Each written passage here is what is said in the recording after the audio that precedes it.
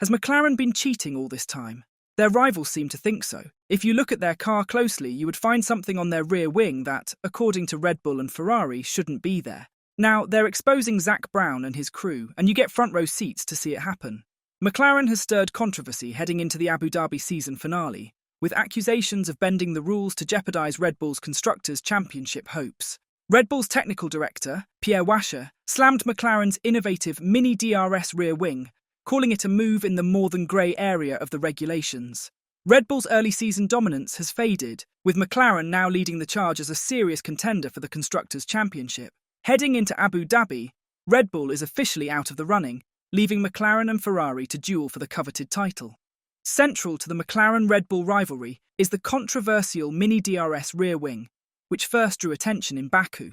There, onboard footage from Oscar Piastri's McLaren revealed the innovation as he clinched victory over Ferrari's Charles Leclerc, sparking heated debates throughout the paddock. McLaren's innovative rear wing, which features upper and lower elements parting slightly to reduce drag on straights, has sparked intense scrutiny. While McLaren maintains its legality and even proactively agreed to alter the design after discussions with the FIA, the controversy rages on. Red Bull's Pierre Wascher remains unconvinced about the wing's compliance, calling it a tough blow for his team as they bow out of the Constructors' title fight. Speaking to Racing News 365, Wascher emphasised the need for fairness, stating that what everybody wants is a playing field. I think it's so difficult to develop that I think some grey areas are so attractive as an engineer. When you see the rear wing of McLaren, I'm sorry, but it's more than grey, and they use it for multiple races, because without that, Baku, they will not win. Even our Constructors' Championship will be completely different. But does McLaren's controversial innovation spark frustration or intrigue for Wascher as an engineer? His response: I don't dismiss that. Just as an engineer, you also have to respect the rules. In terms of technical regulations, the difference compared to sporting regulations is you have to prove that you are legal. When you have a radar camera between 2 points, the police can see you only at these 2 points and you can go at very high speed between, if you don't have average speed checks. The technical regulations are different.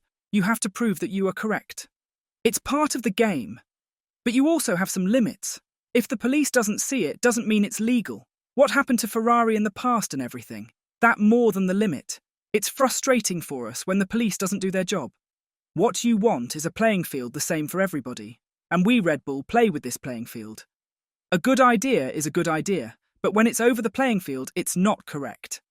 Ferrari also raised eyebrows at McLaren's rear wing, with suspicions that it went beyond merely blurring the lines between legal and illegal. Team boss Fred Vasseur weighed in on the controversy during the Singapore Grand Prix, saying, "We have to give the responsibility of the scrutineering to the FIA. It's not my job to do it. They have to do it, and we have to trust them honestly. I'm not complaining about this, I think it's more than borderline." We all saw the video and the picture of this, and it's a bit frustrating when, if you remember perfectly the situation in Monza, we had 5 cars in 0.02 of seconds, and you moved from P1, P2 to P5, P6 for 0.02 of seconds. In Baku, we arrived 10 laps in a row side by side at turn 1, but you can imagine that we have a bit of frustration.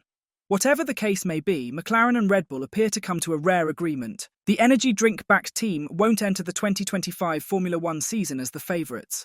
Speaking to Service TV ahead of the Abu Dhabi season finale, Red Bull advisor Dr. Helmut Marko reflected on the team's turbulent year. While Max Verstappen's 4th title win in Las Vegas brought relief, Marko acknowledged a decline in Red Bull's form. He told the Austrian broadcaster that something went wrong.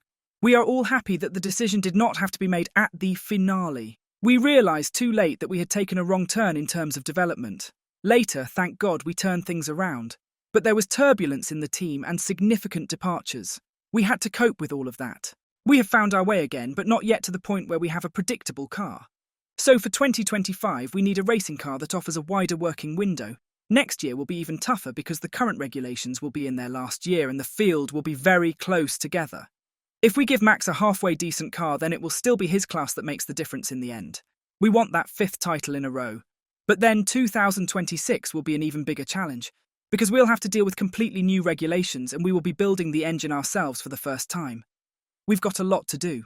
McLaren is on the brink of clinching the Constructors' Championship, edging out Ferrari, while Lando Norris emerged as Max Verstappen's fiercest competitor in the drivers' standings this season. Looking ahead, McLaren CEO Zak Brown has a message for Red Bull. His team is gearing up for 2025 with a bold and heavily revamped car. Speaking to The Telegraph, Brown bragged about McLaren's ambitions to remain a dominant force in Formula One. "I can reveal that we are going to develop the car considerably. I am impressed by how brave the team has been with regard to our plans for next year. We are really going to change a lot. In Formula One, you also have to take risks if you want to be the best. I think you have no choice." Zak Brown shares Helmut Marko's assessment that 2025 will present challenges for Red Bull.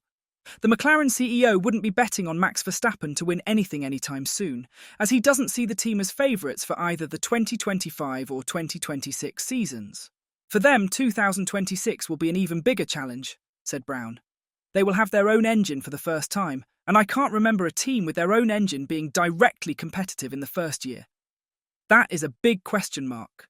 Zak Brown might want to tone down on the anti-Red Bull remarks, though. Any more and Max Verstappen might not be able to take it. Christian Horner has revealed that his star driver deeply feels the sting of criticism, especially over his aggressive driving.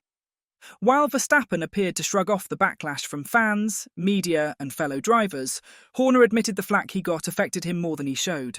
"He's more sensitive than you think," Horner said. "Inevitably, he's aware of the criticism, and some of it, I think, is very unfounded. He's a driver that drives aggressively. He's an attacking driver, but so was Ayrton Senna, so was Michael Schumacher, so was Lewis Hamilton, and they all came under the same kind of spotlight at various times in their careers. At the very least, Red Bull is making an effort to figure out what they're doing wrong, but it comes at the cost of Sergio Perez."